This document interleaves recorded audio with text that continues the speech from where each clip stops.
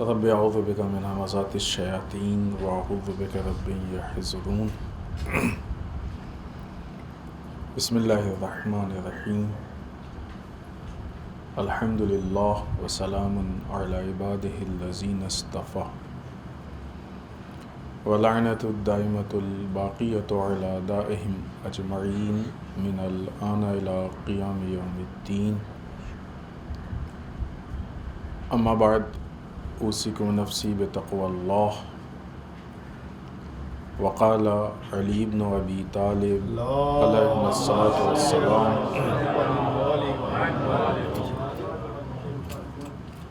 اکثر مسارع العقول تحت بروق المطامع۔ اس پہلے خطبے میں سب سے پہلے اپنے نفس اور آپ سب کو اللہ کے تقوی کی دعوت دیتے ہوئے، اس لیے کہ تقوی الہی در واقع اللہ کی طرف سے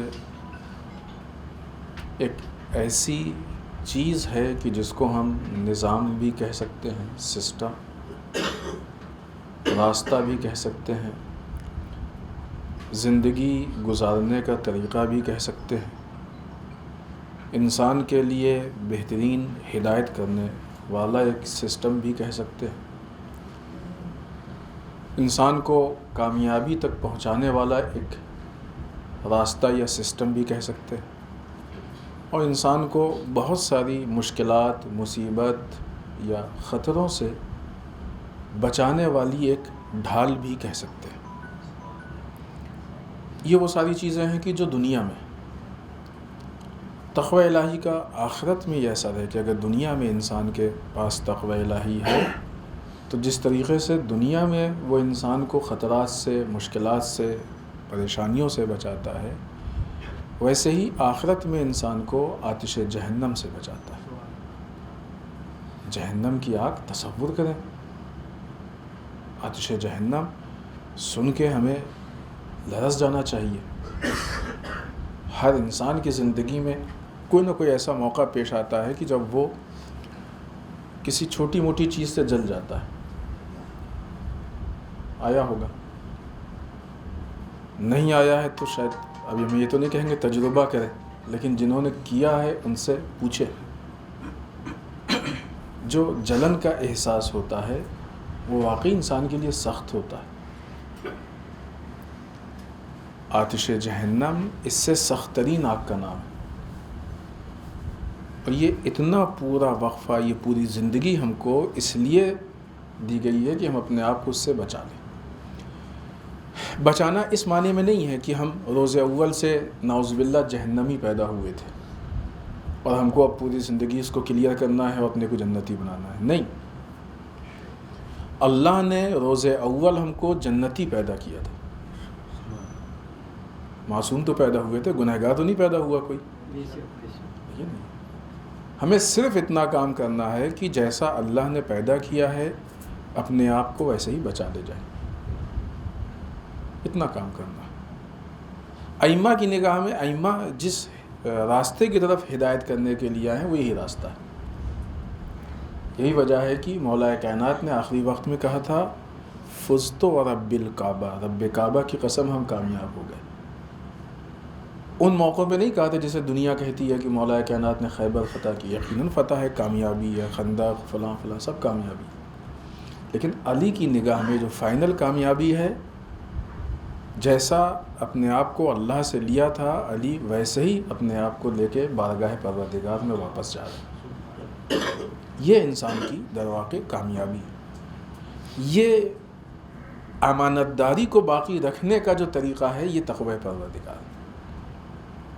سوال اس بات کا کہ اللہ نے ہم سے مطالبہ کیا نا کہ ویسے ہی اپنے کو واپس لے کے آؤ، تو کیا کریں کہ ویسے ہی باقی رہے؟ کوئی بھی چیز آپ کو دی جائے گی کہ صاحب فلاں سامان رکھ لیجئے اور ہم کو اتنے دن بعد ایسے ہی واپس کیجئے گا، خراب نہ ہو جائے، یہ نہ ہو جائے، 2500 مسائل پیش آتے ہیں، تو کیا کریں اس میں ایسے کہ یہ ایسے ہی رہے؟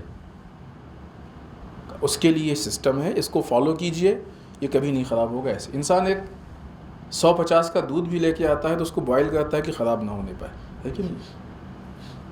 کاش جتنی فکر انسان کو 100-200 کے دودھ کی اور ان چیزوں کی ہوتی ہے اتنی اپنے عاقبت کی ہو جائے، اپنی زندگی کی ہو جائے. چند پیسوں کے سامان کے لیے بڑی فکر ہوتی ہے کہ کیا طریقہ ہے کہ یہ بچ جائے، خراب نہ ہونے پائے. سامان آتا ہے نا تو فلاں سامان کے لیے یہ کیمیکل ہے، اس میں لگ جائے تو مثلا یہ خراب نہیں ہوگا، اس کے لیے فرنیچر کے لیے یہ فلاں کے لیے. انسان کے لیے کیا ہے کہ اگر اس میں لگ جائے تو انسان بچ جائے گا. اللہ کا نظام تقوی پروردگار، اگر انسان اس پہ عمل کرے گا تو انسان جیسا آیا تھا ویسے ہی رہے گا. اپنے آپ کو گناہوں سے، خرابیوں سے، مشکلات سے، ہر چیز سے بچا لے گا. آئیے اس کے بعد امیر المومنین مولائے متقیان حضرت علی بن ابی طالب علیہ الصلوۃ والسلام کا کلمہ مسلسل ترتیب کلمات پہ گفتگو ہو رہی ہے، اور اس مرتبہ جو کلمہ ہے اس میں مولا ارشاد فرماتے ہیں اکثر مسارع العقول، عقل کی تباہی کے مقتل، یعنی وہ جگہ جہاں پہ عقل کو تباہ کیا جاتا ہے. مقتل کسے کہتے ہیں؟ جہاں پہ کسی کو قتل کیا جائے. عقل کے مقتل، عقل کی تباہی کی جگہ اکثر زیادہ تر وہ ہوتی ہے تحت بروق المطامع، لالچ کی بجلیوں کے نیچے ہوتی ہے. یہ انسان کو اللہ نے عقل دیا ہے، خوب عقل پہ گفتگو ہے، بعض کافی پوائنٹ پیش بھی ہوئے ہیں. ایک انٹرنل عقل ہے ہمارے پاس، ایکسٹرنل عقل ہے، وہ ساری چیزیں. خوب یہ عقل سے ہم فائدہ کیسے اٹھائیں؟ اس کلمے میں مولا کائنات عقل کی قربان گاہ کے بارے میں بتا رہے ہیں.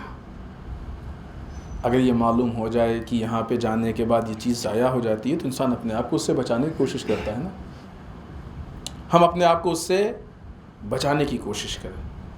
لہٰذا جو عقل کے لیے اہم ترین خطرات ہوتے ہیں کہ جو لالچ اور طمع کے ذریعے ہیں بالخصوص، اس کے متعلق یا لالچ اور طمع کے جو خطرات یا نقصانات عقل کو پہنچتے ہیں، مولا کائنات نے اس کی طرف اس میں اشارہ کیا. اس مختصر سے کلمے میں یہ بتایا ہے کہ ہم اپنی عقل کو لالچ اور طمع سے محفوظ. لالچ اور طمع کسے کہتے ہیں؟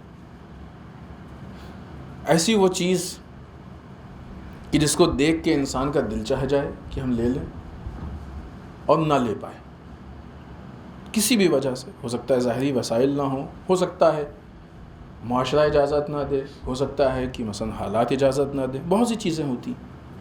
تو انسان پھر لالچ بھری نگاہ سے اس کو دیکھتا رہتا ہے. لالچ طمع، کوشش ہوتی ہے کہ اس کو لے لے. دونوں معنی ہوتے ہیں اس کے، پازیٹیو معنی بھی ہوتے ہیں اور نگیٹو معنی بھی ہیں، دونوں طرح کے معنی ہیں اس کے. لہٰذا جب انسان لالچ میں پڑ جاتا ہے تو ایسی صورت میں انسان عقل کو ضائع کرنے کی منزل میں آ جاتا ہے. مولا کائنات نے اس کی بہترین تشبیہ دی ہے، بہترین اس کی مثال دی ہے. برق، بجلی کو کہتے ہیں کہ جو برسات میں چمکتی ہے. عام طور سے انسان جب اندھیرے میں برسات میں چلتا ہے، عموماً برسات میں بادلوں کی وجہ سے اندھیرا ہوتا بھی ہے، تو جب اس بیچ بجلی چمکتی ہے تو تھوڑی دیر کے لیے پورا راستہ دکھتا ہے. تو انسان کے اندر اس روشنی کی ایک لالچ پیدا ہو جاتی ہے کہ یہ روشنی اگر مل جائے تو ہمارے لیے سارا مسئلہ، لیکن وہ ایک لمحے کے لیے آتی ہے، چلی جاتی ہے. بجلی کی طرف ایک لالچ، راستہ چلنے کا ایک شوق پیدا کرتی ہے، چلی جاتی ہے، اور پھر انسان اس سے زیادہ فائدہ نہیں اٹھا پاتا. تو ایک تمنا ہوتی ہے کہ کاش یہ مل جائے، یہ شوق پیدا ہو جاتا ہے اس کو حرکت. دوسری طرف سے عقل انسان کے پاس وہ پاور ہے، وہ طاقت ہے کہ جو انسان کو بتاتا ہے کہ حق و باطل میں فرق کیا ہے، صحیح اور غلط میں فرق کیا ہے، نیک اور بد میں فرق کیا ہے. لہٰذا اگر یہ عقل اس لالچ کے اثر میں آ جائے اور کام کرنا بند کر دے تو پھر کیا چیز چھن جائے گی؟ حق و باطل کا فرق چھن جائے گا. نہیں طے کر پائیں گے حق کیا ہے، باطل کیا ہے. دیکھیں نا، چھوٹے بچے ہوتے ہیں، ان کے پاس اتنی عقل نہیں ہوتی، لہٰذا بعض اوقات وہ گندی چیزیں بھی کھانے لگتے ہیں. نہیں معلوم ہے، عقل نہیں ہے، چھوٹا ہے کم سے. یہی کام کوئی بڑا کرے گا تو کہیں گے پاگل ہو گیا ہے. کیا مطلب؟ یعنی عقل نہیں ہے اس کے پاس. بچے سے توقع نہیں ہے کہ وہ چونکہ ظاہر ہے اس کے پاس نیچرلی عقل نہیں ہے اس ایج میں. بڑا یہ کام کرنے لگے تو کہیں گے پاگل ہو گیا. یعنی کیا مطلب؟ یعنی اس کی عقل نے کام کرنا بند کر دیا ہے. ظاہر ہے کہ عقل کا صرف اتنا کام تھوڑی ہے کہ یہ طے کرے کہ کیا کھانے کی چیز ہے کیا کھانے کی چیز نہیں. حق و باطل میں فاصلہ و فرق پیدا کرنا یہ عقل کا کام ہے.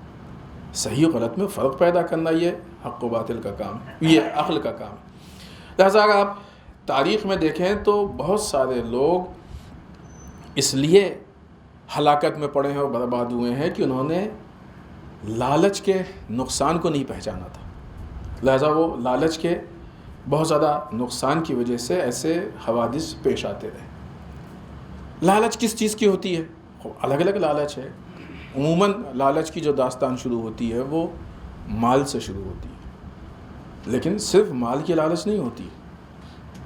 مال کی لالچ, عہدے کی لالچ, واہواہی کی لالچ, مین پاور کی لالچ, بہت سی چیزوں کی, حکومت کی لالچ. انسان کو جو چیز چاہتا ہے وہ نہیں مل رہی ہے, لالچ ہوتی ہے اس کی. حتیٰ بعض اوقات مال ہے, فلاں چیز ہم کو خریدنی ہے, مال بھی ہے, لیکن کیا کریں مارکیٹ میں مل نہیں رہا ہے. وہ صرف مثلا ایک پیس ہے فلاں کے پاس ہے, وہ بڑا اچھا لگتا ہے ہم کو, بہت دل چاہتا ہے کہ لے لیں. ہوتا ہے نا ایسا بعض اوقات, شاید کبھی سنا. پوری مارکیٹ چھاننا کے آ گئے ہیں, کوئی ہم کو بتا دے کہ کہاں ملتا ہے, ہم جا کے اس کو لے لیں گے, کتنا بھی خرچ ہوگا ہم کرنے کو تیار ہیں. یہ ایک لالچ ہے, خواہش. لالچ در واقع خواہش کی بنیاد پہ. تو یہ لالچ انسان کو, تاریخ میں اچھے خاصے کام جو بگاڑے ہیں وہ لالچ نے بگاڑے ہیں. واقعہ کربلا کو اگر آپ دیکھیں, واقعہ کربلا کی پوری داستان, وہ جو نگیٹو پہلو تھا دشمنوں کا, وہ لالچ کی بنیاد پہ. یزید کو اپنے عہدے کی لالچ تھی, لہٰذا وہ چاہتا تھا کہ نعوذ باللہ سرکار سید الشہداء کو بیچ سے ہٹا دیں تاکہ ہمارے عہدے کا راستہ کلیئر رہے, ایک دم کوئی خطرہ نہ آنے پائے. جو خطرہ تھا سرکار سید الشہداء سے, ہے کہ نہیں. عبید اللہ ابن زیاد کو یزید سے نزدیک ہونے کی لالچ تھی کہ ہمارا جو یہ ہے مضبوط ہو جائے. عمر سعد کو رائے کی حکومت کی لالچ تھی. ٹھیک ہے کہ وہ جو مشہور لالچ ہے وہ عمر سعد کی لالچ مشہور ہے کہ اس کو رائے کی حکومت کی لالچ دی گئی تھی. سپاہیوں کو چند سکوں کی لالچ تھی, جو سپاہی آ کے لڑ رہے تھے کہ جائیں گے لڑیں گے تو ہم کو انعام میں امیر سے بہت کچھ ملے گا. ظاہر ہے بہت کچھ کیا ملے گا, سکے ہی تو ملیں گے, اور کیا مل جائے گا. یزید اپنی حکومت تو نہیں دے دے گا. ایک ریاست کی حکومت تو سردار کو مل رہی تھی, عمر سعد کو مل رہی تھی, تو سپاہی کو جو بھی ملے گا وہ ریاست کی حکومت سے تو کم ہی ملے گا نا, اس سے زیادہ اتنا تو نہیں ملے گا. تو ظاہر ہے کچھ سکے ملیں گے ان کو سکوں کے لیے. تاریخ گواہ ہے کہ کسی کو کچھ نہیں ملا, تاریخ گواہ ہے کہ کسی کو. اور عبید اللہ ابن زیاد و یزید کے پاس جو حکومت تھی بھی, اس کا بعد میں جو عہدہ تھا اس کا کیا حشر ہوا وہ بھی تاریخ میں محفوظ ہے. لیکن یہ جو پورا کیس خراب ہوا اور جو اسلام کو اتنا نقصان پہنچا ہے, یہ ایک لالچ کی بنیاد پہ ہی نقصان پہنچا ہے. تو لہٰذا تاریخ میں دیکھیں تو اس کا بڑا نقصان ہے. خوب اس لالچ کی وجہ سے ان کی عقل نے کام کرنا بند کر دیا تھا. اگر آپ روایت کو اٹھا کے دیکھیں تو پسر سعد کو کتنے لوگوں نے سمجھایا تھا, پورا اس کا خاندان, دوست, احباب سب سمجھایا. دیکھو تو اس معاملے میں تم مت پڑنا, اس معاملے میں ہاتھ مت ڈالنا, یہ معاملہ صحیح نہیں ہے. لیکن رائے کی حکومت کی لالچ ایسی تھی, سارے منع کرنے والے ایک طرف. خود وہ جانتا تھا, ایسا نہیں جانتا تھا, اس نے جواب دیا کہ ہاں مجھے معلوم, میں جانتا ہوں اس مسئلے کو, جانتا تھا. انجانے میں نہیں آیا کہ امام حسین کو پہچانتا نہیں تھا, بچپنے سے پہچانتا تھا امام حسین کو, سب کچھ جان کے اس نے کیا. لیکن جب لالچ آ جاتی ہے تو انسان اتنا اندھا ہو جاتا ہے, عقل اتنی مر جاتی ہے کہ حق و باطل کا اتنا بھی, جو چیز معلوم تھی اس کے پاس, اس کے پہلے سے وہ بھی چینج ہو گئی, بدل گئی. اپنا جو اس کے پاس علم تھا, جو اپنی معلومات تھی, اس سے فائدہ نہیں اٹھا پایا. لالچ اس طریقے سے انسان کو اندھا کر دیتی ہے, احمق کر دیتی ہے, اس طریقے سے انسان کو گمراہ کر دیتی ہے. تو مسئلہ اس پہ ہے کہ کس کو کس چیز کی لالچ ہے، کیسی لالچ ہے۔ لالچ سے متعلق چونکہ یہ اخلاقی مشکل ہے، لہٰذا بہت ساری حدیثیں ہیں، بہت سارے اقوال اس سلسلے میں، بعض کو جلدی سے پیش کر دیں۔ خود مولا کائنات، اس سے پہلے ہم لوگ گفتگو بھی کر چکے ہیں، حکمت نمبر 180 میں خود مولا کائنات نے ارشاد فرمایا ہے الطمع رق معبد، لالچ جو ہے وہ ہمیشہ کے لیے انسان کو اسیر بنا لیتی ہے، قیدی۔ بعض اوقات انسان لالچ میں ایک چھوٹا سا کام کر دیتا ہے اور اس کام کی وجہ سے ہمیشہ کے لیے وہ اسیر ہو جاتا ہے، قیدی ہو جاتا ہے، قید میں چلا جاتا ہے۔ بہت ساری مثالیں ہیں کربلا کے، اس کے علاوہ نارمل لائف میں دیکھیں بہت سارے لوگوں نے کوئی ایک کام کیا، وہ ایک کام کی وجہ سے پوری زندگی کے لیے اسیر ہو گئے وہ۔ اگر وہ تھوڑے سے مسئلے کو حل کر لیتے اور نکال لیتے تو شاید وہ اسیر نہ ہوتے۔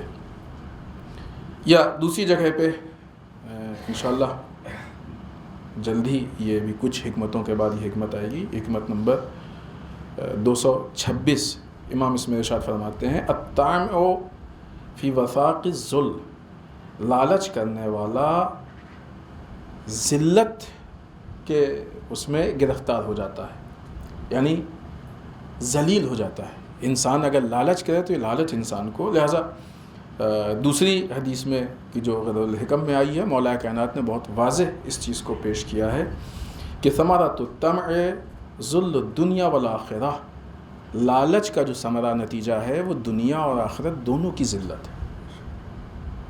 یہ ایک الگ مسئلہ ہے، اس پہ گفتگو بھی ہوئی ہے کہ ہم لوگ ذلت کہتے کس کو۔ بعض اوقات ہم کو یہ سمجھ میں آتا ہے کہ مثلا لوگوں کی واہواہی عزت ہے اور لوگوں کا مثلا نگیٹو تبصرہ ذلت ہے۔ غلط فہمی ہے، لوگ تو معیار نہیں ہے نا عزت ذلت کے، عزت و ذلت کا معیار اللہ ہے، نظام ہے، ورنہ لوگ تو بدلتے رہتے۔ بہت سی چیزیں ہیں وہ یہاں والے کہیں گے اچھی ہے، کسی دوسرے علاقے میں کہیں گے بہت بری چیز ہے۔ لوگ ٹائم کے حساب سے، وقت کے حساب سے، زمانے کے حساب سے، کلچر کے حساب سے، جگہ کے حساب سے بدل، لوگوں کے کو تھوڑی معیار بنا سکتے ہیں، بن ہی نہیں سکتے کبھی لوگ معیار۔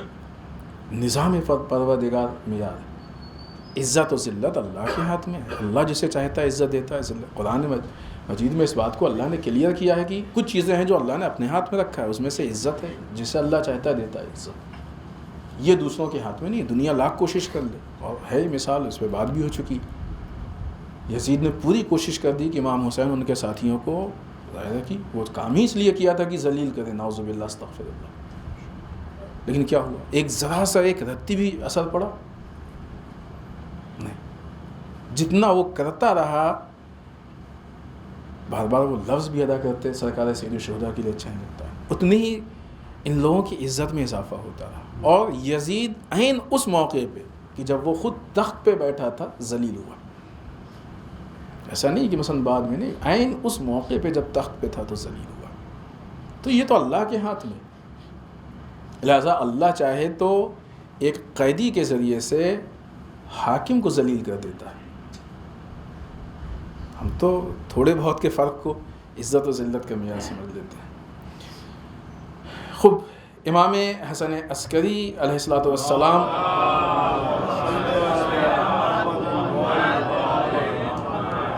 کا بھی ایک قول ہے اسی سلسلے میں، اس پہ بات کو ختم کریں۔ امام فرماتے ہیں ما اقبح بالمؤمن ان تکون له رغبۃ تذلہ، کتنی بری چیز ہے ایک مومن کے لیے کہ اس کو اس چیز سے رغبت ہو کہ جو اس کی ذلت کا باعث ہو۔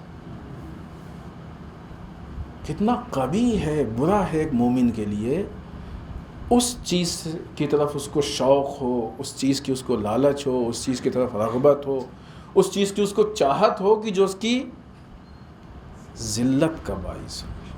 کون سی ذلت ہے؟ ہماری بنائی ہوئی نہیں، اللہ کی بنائی ہوئی ذلت، اللہ کا جو معیار ہے وہ والی ذلت ہے۔ لالچ انسان کو ذلت تک پہنچاتی ہے، لالچ انسان کی عقل کو ضائع کر دیتی ہے۔ اگر ہمیں عزت تک پہنچنا تو اپنی عقل کو بچا کے رکھنا ہوگا۔ عقل ہی ہے کہ جو انسان کو کمال تک پہنچاتی ہے۔ لہذا یہ جو اقوال ہیں یہ چھوٹے موٹے اقوال ہیں بظاہر عبادت کے اعتبار سے، لیکن حقیقت حال میں یہ وہ اقوال ہیں کہ جو ہماری زندگی کے بڑے بڑے مسئلے کو حل کرتے ہیں۔ ہو سکتا ہے کہ اس گفتگو کے بعد بھی ہمیں لگے یار ٹھیک ہے مسئلہ نہیں ہے، ایک چھوٹی سی چیز ہے، لیکن ایسا نہیں ہے۔ خدا نخواستہ کبھی ہیں ایسے بعض مثالیں بھی ہیں، ظاہر سی بات ہے کہ اس کو پیش نہیں۔ بعض لوگ افسوس کرتے ہیں کہ خود ایک غلطی ہوئی ہے زندگی میں، اس ایک غلطی نے پوری زندگی برباد کر دی۔ اگر ہم ائمہ کی رہنمائی میں چلیں گے تو یہ رہنمائی اس ایک غلطی سے بچاتی ہے۔ یہ اور بات ہے کہ اس غلطی سے بچنے کے لیے قربانی دینی پڑتی ہے، مشکلات برداشت کرنی پڑتی ہے، لیکن پوری زندگی کی اسیری سے انسان محفوظ ہو جاتا ہے، لہٰذا انسان فائدے میں۔ اس لیے ائمہ کے ان اقوال اور حکمتوں پہ ہم عمل کریں تاکہ زندگی ہماری کامیاب ہو انشاءاللہ۔ بسم اللہ الرحمن الرحیم، انا اعطیناک الکوثر فصل لربک وانحر ان شانئک هو الابتر۔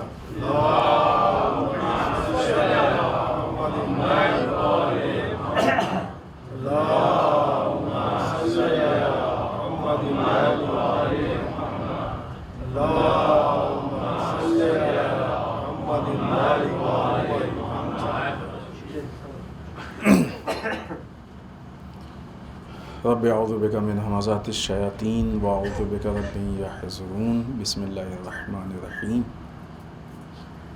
الحمد للہ الذی لا یبلغ مدحتہ القائلون ولا یحصی نعمہ العادون ولا یؤدی حقہ المجتہدون۔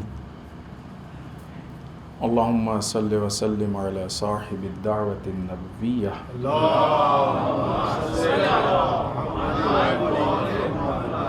وصولة الحیدریہ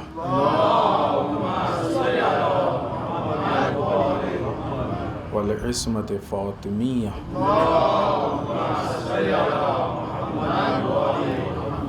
والحلم الحسنیہ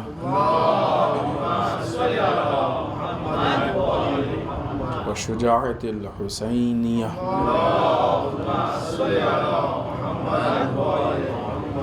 والعبادة السجادیہ والآثار الباقیہ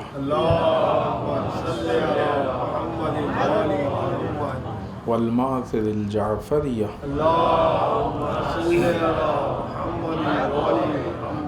والعلوم الکاظمیہ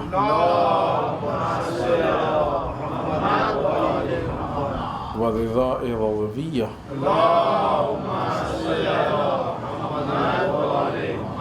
والجود التقویہ والنقاوة النقویہ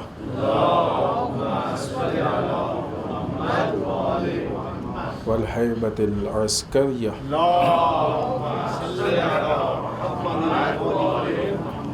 والغیبة الہیہ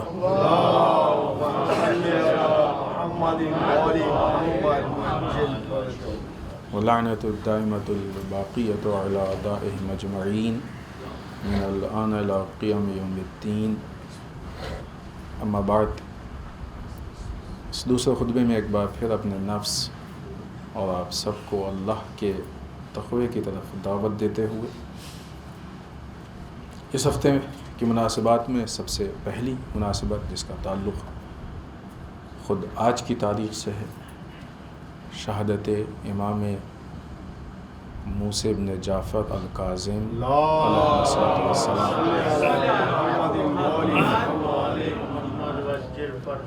آپ سب کی خدمت میں ہم تسلیت اور تعزیت پیش کرتے اور ہم سب کی طرف سے تمام علماء، مراجع، ولی فقیہ بالخصوص وقت کے امام کی خدمت میں تسلیت اور تعزیت پیش کرتے ہیں۔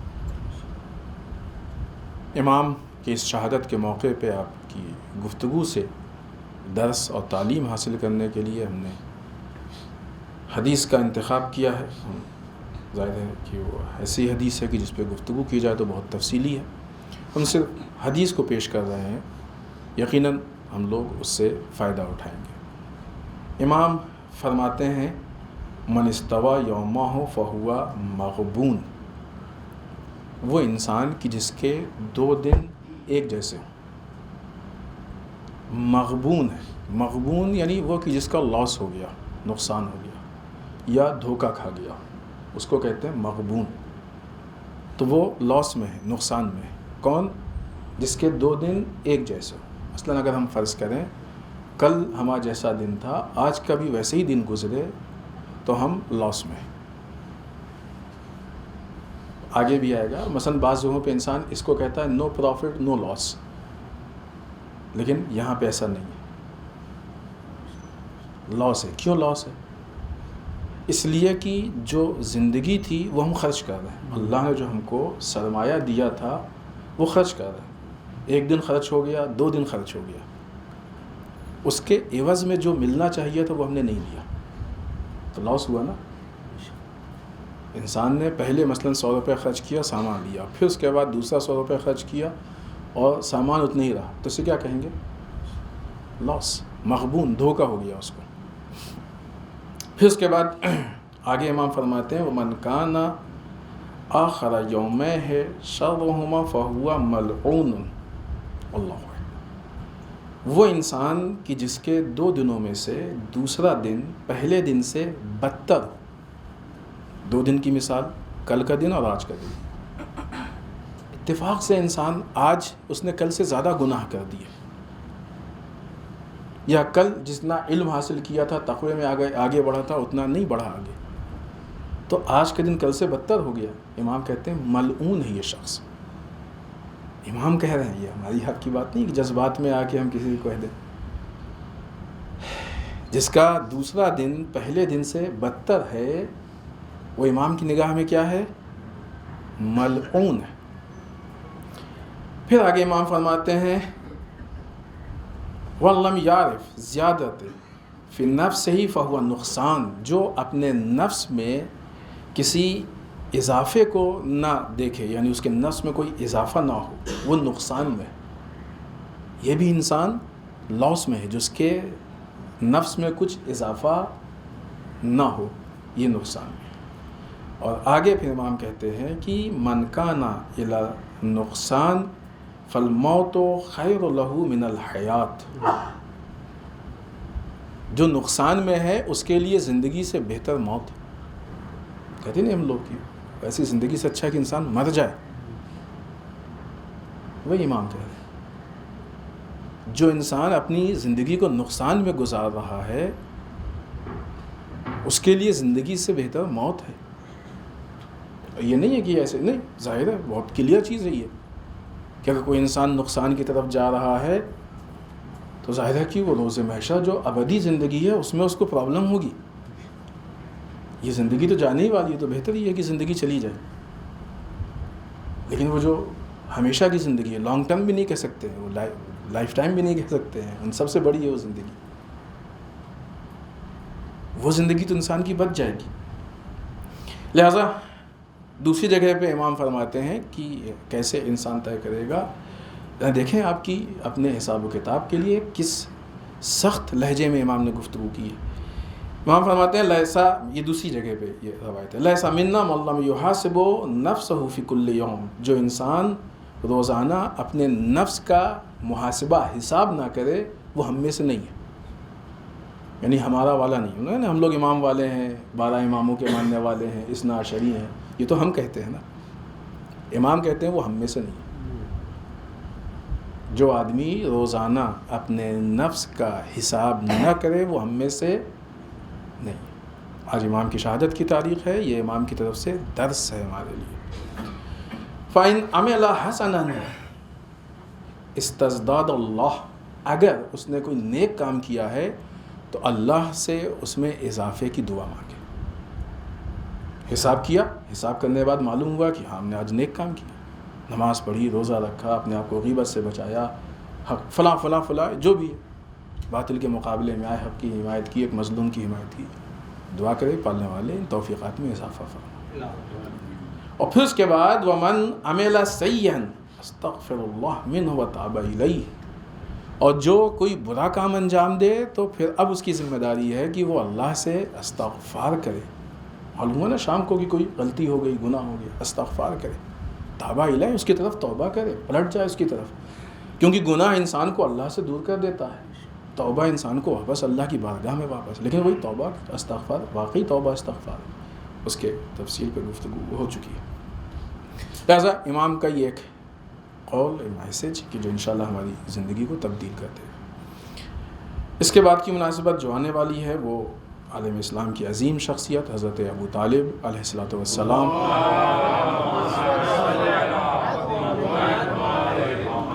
کہ وفات کی تاریخ ہے. چونکہ مناسبتیں کافی ہیں لہذا بہت ایک جملے میں ہم بات کو آگے بڑھائیں. جناب ابو طالب کی ایک صفت اگر ہمارے اندر آ جائے تو آج مسلمانوں کے بہت سارے، یعنی صفت اس معنی میں کہ ہمارے لیے وہ نمونۂ عمل، مشعل راہ، تو مسلمانوں کے بہت سارے مسئلے حل ہو جائیں. آج بہت سارے لوگ لیڈرشپ کو تکبر، انانیت، بغض، حسد، ان چیزوں کی وجہ سے نہیں اپناتے. ابو طالب اس ذات کا نام ہے کہ جس نے بعنوان لیڈر اپنے بھتیجے کو بھی پہچانا اور اپنے حتیٰ بیٹے کو بھی پہچانا، جس پہ جناب ابو طالب پہ طنز بھی کیا گیا لیکن انہوں نے فخر کیا اس پہ. وہ ابو طالب کی جو بزرگان میں شمار ہوتے تھے، اشراف میں شمار ہوتے تھے، لہذا انہوں نے بتایا کہ جو تمہارے اپنی بزرگی وہ اپنی جگہ پہ، لیکن الہی جو منصب و عہدہ ہے اس کو فالو کرو گے تو تم کامیابی کی طرف جاؤ گے. یہ عالم اسلام کی آج کی بہت بڑی مشکل ہے اور مسئلہ ہے.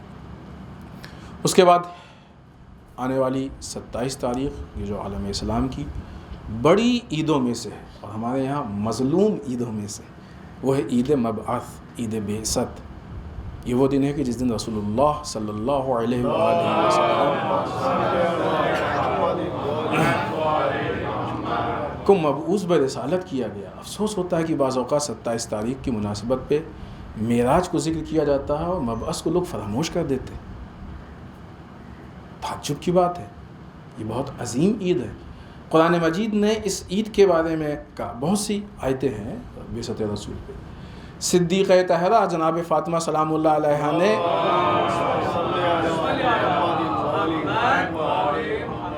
جب دربار میں خطبہ کہا ہے تو اس خطبہ فدق میں بھی بعثت کے اہداف کو ذکر کیا. بہت بڑی نعمت ہے بعثت معاشرے کی. دنیا کو موڑ دیا ہے بعثت نے، دنیا کے حالات کو موڑ دیا ہے بعثت رسول نے. انقلاب کا نام ہے بعثت.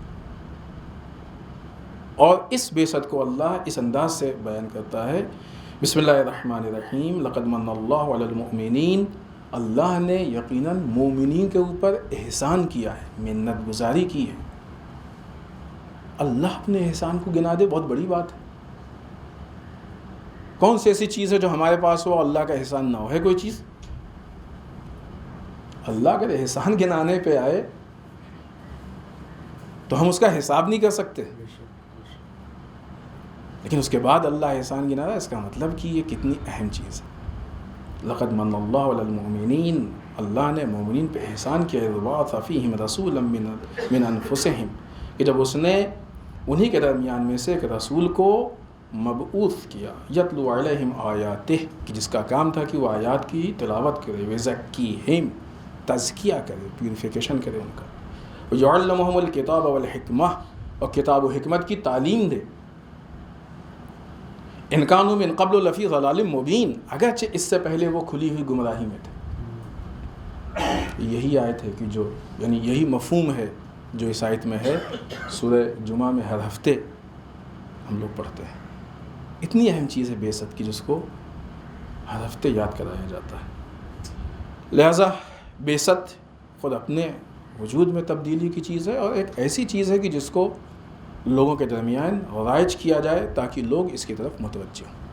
اسی تاریخ میں مناسبت ایک اور ہے کہ جو رسول اللہ صلی اللہ علیہ وآلہ وسلم کی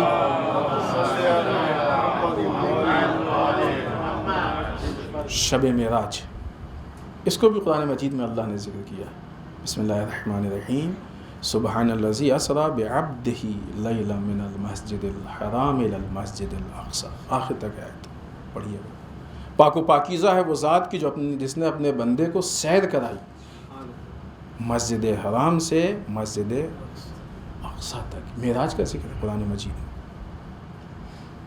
رسول کی یعنی ظاہر کی ہو کمال ہے کہ یہ جسمانی معراج، لیکن اس کی بنیاد اللہ نے کیا بتائی؟ بندگی. عبدہ، پاک و پاکیزہ ہے وہ ذات جس نے کس کو سیر کرائی؟ اپنے بندے کو. یہ واقعی ایک بہت بڑا نقطہ ہے کہ جو ہم لوگوں کے ہدایت کے لیے. اس کے بعد کی مناسبت 28 تاریخ ہے کہ جس دن سرکار سید الشہداء امام حسین علیہ الصلوۃ والسلام نے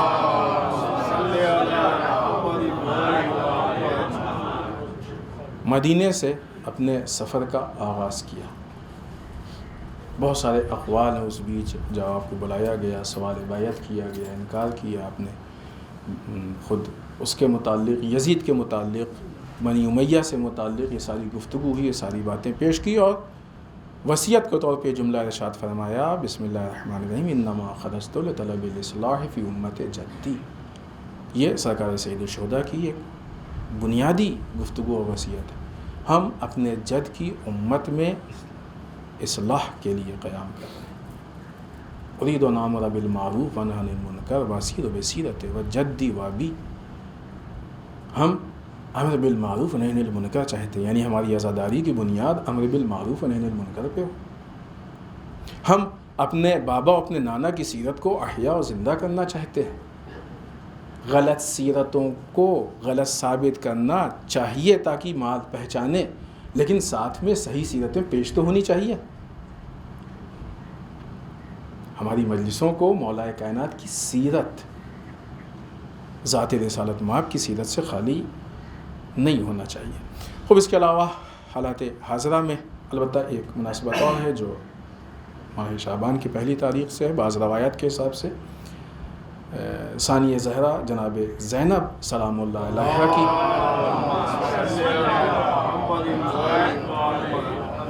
ولادت با سعادت کی تاریخ ہے، اور ظاہر سی بات ہے کہ یہ سفر کربلا کا جو آغاز ہے تو یہ وہ تاریخیں ہیں کہ پھر وہ کربلا سے متعلق شخصیات مسلسل کی جن کی ولادت، البتہ ظاہر سی بات ہے کہ یہ بہترین اتفاق کی ولادتوں کی تاریخ. ثانیہ زہرا کا وہ کردار پھر ہم آپ سے عرض کریں گے کہ ثانیہ زہرا کے خطبے کو پڑھیں تاکہ معلوم ہو کہ بی بی نے ہم سے کیا کہا. حالات حاضرہ میں ایک بار پھر پاکستان میں خودکش حملہ کیا گیا ہے، جس میں یہ خبر تک 26، ظاہر ہے اس کے بعد لوگ بڑھ گئے ہوں گے، 26 لوگوں کی جان چلی گئی اور اچھے خاصے البتہ 26 افراد ہیں کہ جن کی جان گئی ہے اور زخمی ہیں. عجیب مسئلہ ہے، جیسے کہا نا کہ وہ جنگل راج والی بات ہے پاکستان کی. دن بدن اس طرح کے حالات یہ اس بات کا ثبوت ہے کہ پاکستان میں حکومت کے نام پہ جو چہرے بدلتے ہیں وہ اقتدار کو سنبھال نہیں پاتے ہیں، اور حالات دن بدن بد سے بدتر ہوتے جا رہے ہیں. جو لوگ اپنی عوام کی بیسک ضروریات حتیٰ ان کی جان کو بھی نہ بچا پائیں تو ان سے آپ کیا توقع رکھ سکتے ہیں. اس حملے کی مذمت کرتے ہیں، جو لوگ ملوث ہیں ان کی مذمت کرتے ہیں، بالخصوص وہ ذمہ داران کی جن کو اس پہ ایکشن لینا چاہیے اور خاموش ہیں ان کی بھی مذمت کرتے ہیں. یہ ایسا کیس ہے کہ جس پہ سب کو افسوس ہونا چاہیے. ترکی اور شام میں جو زلزلے ہیں ان میں مرنے والوں کی تعداد مسلسل بڑھتی جا رہی ہے. ظاہر سی بات لوگ نکالے جا رہے ہیں. واقعی عبرت ہے. کچھ سیکنڈ کا زلزلہ، اس کے پہلے لوگوں کو یہ احساس نہیں تھا کہ دنیا اتنی تبدیل ہو جائے گی.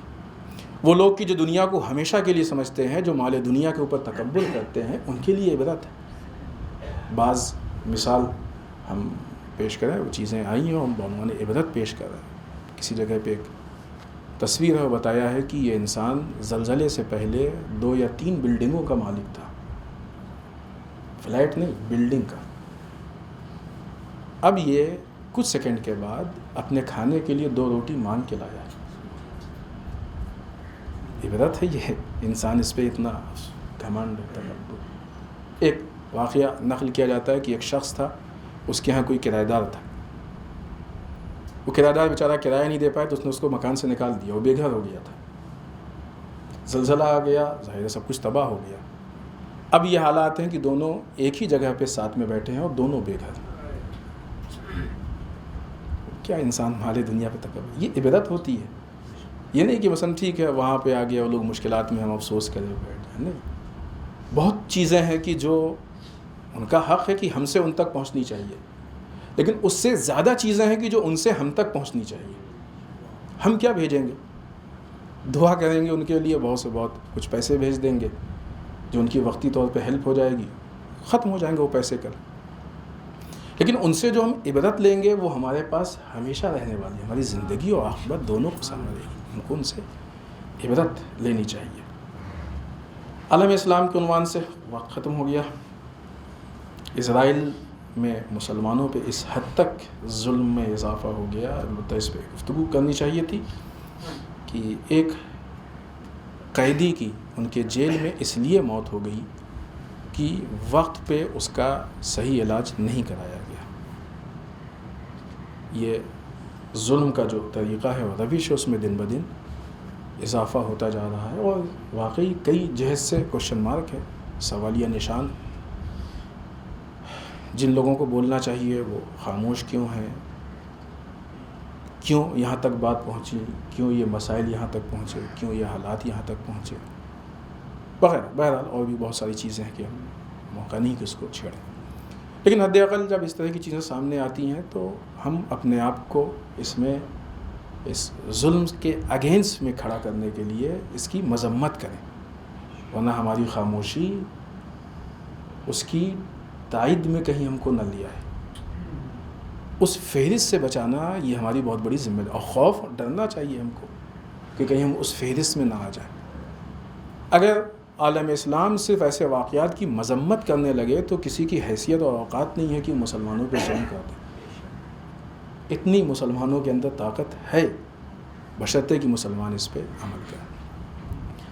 آخر میں بارگاہ پروردگار میں دعا کرتے ہیں پالنے والے ہم سب کو اعمال صالحہ کی توفیق عطا، بار لا اعمال قبیحہ سے محفوظ رکھے، پالنے والے ہمارے گناہوں کو بخش دے، بار لا ہمارے مرحومین کو بخش دے، پالنے والے اسلام و مسلمین کی حفاظت فرما، بار لا دشمنان اسلام کو نیست و نابود کر، پالنے والے ہمارے علماء کا سایہ ہمارے سروں پہ باقی رکھے، بار لا رہبر و مراجع کو طول عمر عنایت، بار لا ہمارے امام کے ظہور میں تعجیل فرما، ہمیں ان کے اعوان و انصار میں شریک ہونے کی توفیق عنایت. ربنا تقبل منا انک انت السمیع العلیم.